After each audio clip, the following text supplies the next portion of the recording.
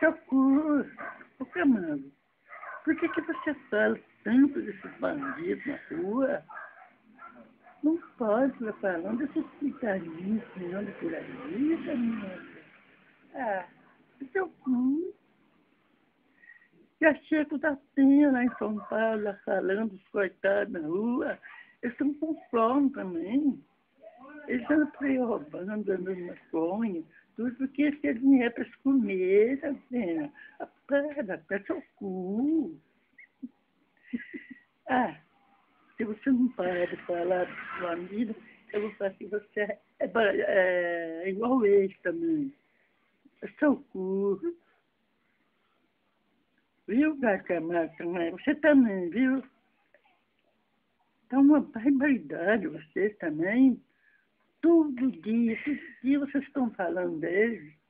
Não está resolvendo nada. Vocês falam, eles estão fazendo uma coisa por aí, matando, roubando, fazendo tudo. Seu cu, seu cu. Tá resolvendo.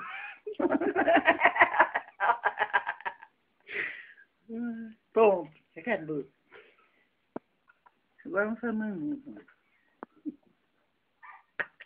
Seu cu, viu?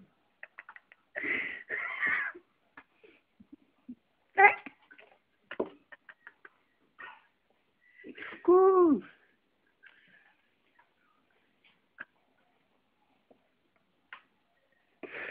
Ai, perdoei. Seu cu. Ai.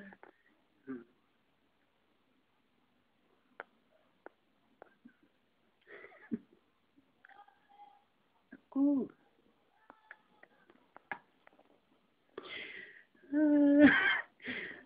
Ai. Dá com um pouquinho assim que tá falando. Um pouquinho assim tá falando, até 6 horas. Ah, já tá quase na hora de falar. E é bem escutando, viu, filho? Ó, cuidado, viu, você ficar falando, vai ter seu cu, viu? Tá bom.